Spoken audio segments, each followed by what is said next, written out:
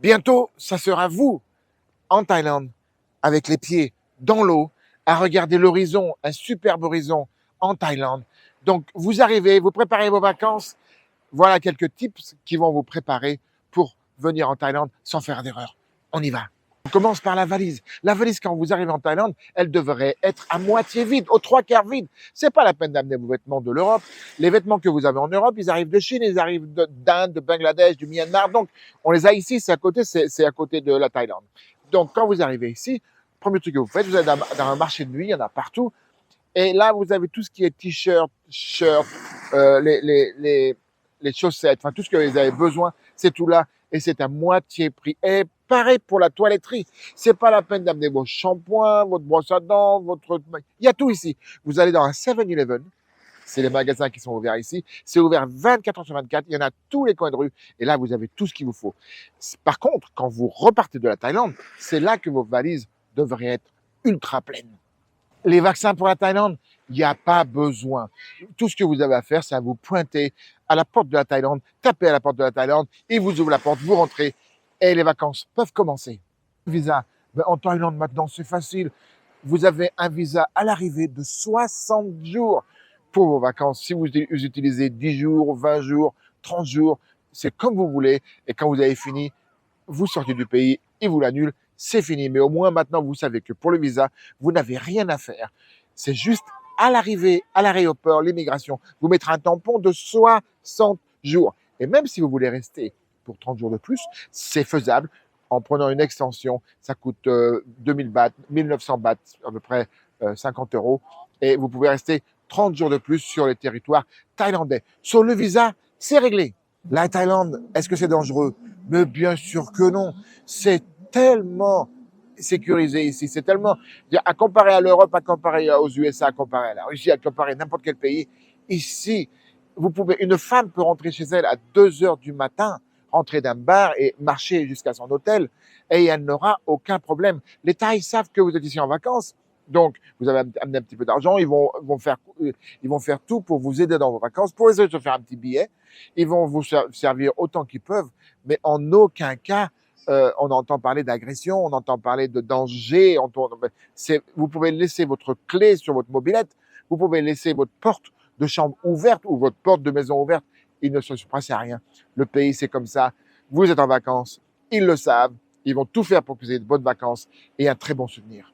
Qu'à savoir en Thaïlande, quand vous allez arriver, c'est que l'eau n'est pas potable. L'eau dans les robinets n'est pas potable. En France, elle est potable, vous ouvrez votre robinet, vous buvez l'eau du robinet, c'est facile. En Thaïlande, elle n'est pas propre, elle n'est pas potable, elle va pas vous tuer, mais elle va vous rendre un petit peu malade. Donc, faut éviter. Vous pouvez vous laver les dents avec. Il n'y a pas de souci. Prendre une douche, vous laver les dents, vous faire des gargariser la bouche et recracher. Il n'y a vraiment pas de souci. Mais faut pas la boire. Faut juste boire cette eau comme tout le monde, l'eau en bouteille que vous trouvez partout. Partout, il y en a. Et pareil pour les glaçons. Les glaçons que vous voyez, même les Thaïs ne peuvent pas boire leur eau du robinet. Donc, si vous allez au marché ou vous allez manger dans un restaurant, en bord de mer ou n'importe où, et que vous voyez des glaçons, vous savez qu'ils sont faits avec de la bonne eau, puisque même les Thaïs ne pourraient pas les boire si c'était pas fait avec de la bonne eau. Donc, même les glaçons, n'ayez pas peur, les glaçons sont très bons. Sans oublier les saisons. Les saisons, il y en a 3 en Thaïlande. Il y a l'hiver, de novembre, décembre, janvier, février. C'est le meilleur moment pour venir en Thaïlande, puisqu'il fait entre 25 et 28, 30 degrés. Le temps est parfait pour visiter, pour se promener, pour les vacances. Il n'y a pas mieux. Température comme ça en hiver, c'est superbe. Et après, mars, avril, mai, c'est là que la saison chaude, la saison sèche. Il fait très chaud, 40, 45 degrés. C'est intenable. Mais bon, on est bien quand on aime la chaleur.